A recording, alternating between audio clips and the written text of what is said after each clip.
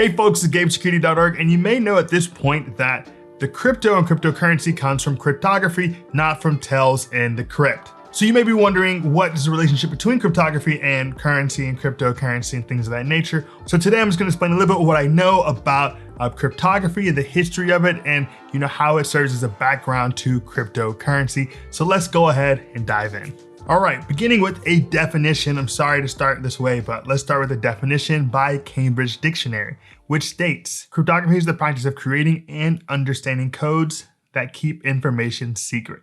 Now, we've come a long way when it comes to cryptography. I mean, as early as the Spartans, people were sending each other coded messages, typically about battles and things of that nature, to try to, keep the enemy from understanding what was happening if the horseback or, I don't know, maybe runner was caught. So this is important to think about. And those were typically just symmetric cryptography. So symmetric cryptography is basically the idea that one person has a key on this side, another person has a key on this side, and they can send each other messages because it does require the key on each side. So that's pretty basic. That's just a one-in-one kind of mix. Now, I point that out in symmetric cryptography because clearly that is flawed. There are a lot of issues when it comes to safety and even being able to decipher the code when it comes to symmetric cryptography. What we use in the crypto world and what we've used, I guess, in the military and really going forward has been asymmetric cryptography. So let's break down what asymmetric cryptography is. Now, in asymmetric cryptography, each user has two keys. So there's a public key and there's a private key. Now, every user has their own private key, but then there's a public key that can go out into the world. So this is how it starts. Now, any message encrypted with the public key can only be deciphered with the corresponding private key. Any message with the private key, of course, also requires that public key. You with me?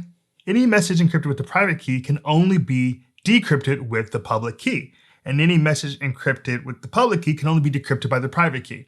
Are you still with me? Well, I know that sounds abstract, so let's show you exactly what that means. So let's say that Rosita, Eugene, Rick, and Michonne all want to send each other private messages. So each member of the group takes the following steps. 1, they generate a private key and a public key. 2, they give the public key to every member of the group. 3, they keep their private key in a safe place where it cannot ever be discovered. Now let's say that Michonne wants to send a secret message to Rick. So she needs to look up his public key, encrypt the message here, and then only Rick will be able to read it. Alternatively, if she wanted to send a message to Rosita, then she would just use Rosita's public key. And so she would encrypt the message with Rosita's public key. But what if she wants to send a message to everyone and she doesn't care about keeping it a secret or not? Or maybe she wants to send everyone that message, but she wants to make sure they all knew that she, Michonne, sent that message. So what happens here? In this case, she would encrypt the message with her own private key and then send that to everyone in the group. Now they can use her public key to decrypt it, and now they know, oh, only Michonne could have sent this message. So what happens if someone intercepts it? Some malicious actor decides to intercept the message. Well, this person can read, but they can't send any messages as anyone else because they don't have anyone else's private key. So maybe to decrypt the message itself, but you won't be able to read any private messages or impersonate anyone else. In short, if someone gets a hold of your public key, it allows them to maybe see what's happened with you or read messages, but it doesn't give them the ability to impersonate you. Now, what if that person gets the private key of Michonne and has the public key access? Well, in this case, yes, that person could impersonate Michonne, could also, read any messages between her and other people, but would have no ability to affect what's going on in terms of the other people in that group because that bad actor does not have access to those other private keys. So as you can see, asymmetric cryptography kind of fixes a lot of the problems you would have seen with symmetric cryptography in the past. Now, before we jump into exactly how it works with cryptocurrency, let's talk about cryptography and hashing. Hashing is a system that was created to ensure that messages get to the recipient without being tampered with. When you run a message through a hash function, it produces a string of characters that uniquely identifies that message. This string of characters is called a hash. If even one character of the message is changed, the entire hash will change. For example, so let's say that Charlie wants to send $100 to his banker that says send $100 to Mac. He might worry that evil hacker guy Dennis will intercept this message and change it to send $100 to evil hacker guy Dennis. In order to avoid this problem, he can take the following steps. 1, run the message send $100 to Mac through a hash function, producing a hash of the message. 2, send the hash to the banker. 3, a few days later, send the original message. When the banker receives the message a few days later, he can run it through the same hash function that Charlie used. If evil hacker guy Dennis has intercepted it and changed even a single character, the resulting hash will be completely different than the one received in the mail. But if the two hashes match, the banker will know that the message has not been tampered with. All right, now we've got this real basic primer out of the way. Let's talk into how cryptocurrencies use cryptography. Let's start with your key pair and address. When you first set up a crypto wallet, it generates a private and public key. It then hashes your public key to produce another string of characters called an address. If you want to send crypto to someone, you ask them for their address, like you would for, sending someone a thank you card. Over time, you can develop a list, of course, of your friends and associates' addresses, just like Michonne did in our previous example. All right, now let's say you want to send 100 ETH to your friend D. Well, good friend. And let's say that D's address is XYZ123.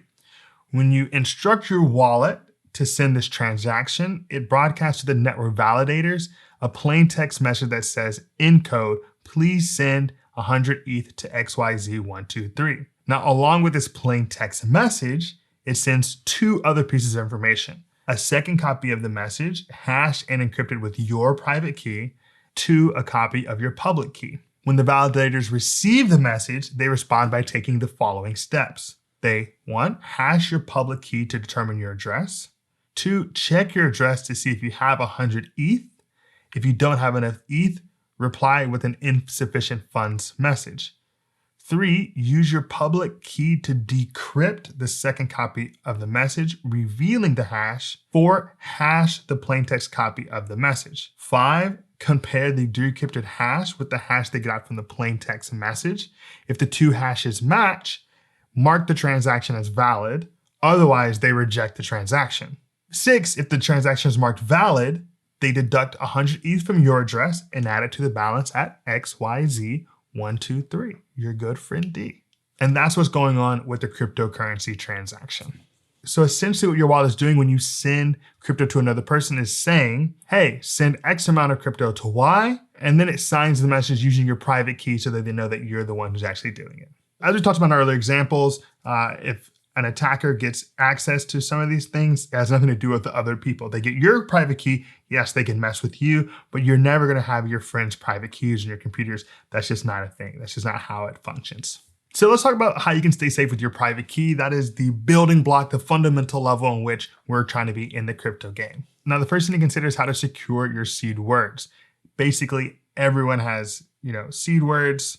It's really important that you know your seed words, that you can keep control of everything. And if you don't have access to that or someone else gets access to that, you might be toast. Try to avoid keeping a plain text copy of your seed words, maybe not any screenshots of your seed words, but you definitely want your legal heir to know, what your seed words are in case of disaster. A lot of folks put them on a physical piece of paper and then put that piece of paper in a flood-proof, fireproof safe.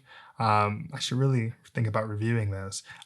So that is one place you can keep your secure seed words. Second, if at all possible, avoid copying your private keys. It's just not really a good idea to go through and save your private key in a number of places, especially considering, you can get that from your seed words.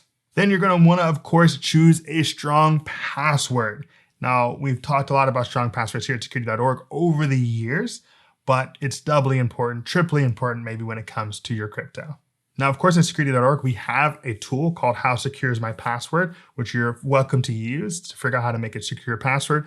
Just some ideas. You're going to have capitals and lowercase and numbers and special characters and not use your address or maybe your mom's maiden name or anything that has anything to do with you when it comes to making a strong password. Now, you want to use a hardware wallet if possible. Now, we've talked a lot about hot wallets and cold wallets here in the YouTube channel, and we have a full breakdown of wallets over at Security.org. Hopefully, I can also do so in video form, but you're just going to know a lot about wallets, and you're going to want to use that hardware wallet to help keep things safe. Whew, so that's our look at the end of cryptography when it comes to cryptocurrency. We've talked about private and public keys. We've talked about hashing. We've talked about seed words. We've talked about securing your public key. We've talked about wallets, and I'm sure there's a million things that I've forgotten. So be sure to leave me a comment down below. Tell me, what we can think about when it comes to cryptography, cryptocurrency. Let your nerdy freak flag fly. Now, we're always here to give you the newest in digital and physical security. My name is Gabe. This is Security.org. Be secure.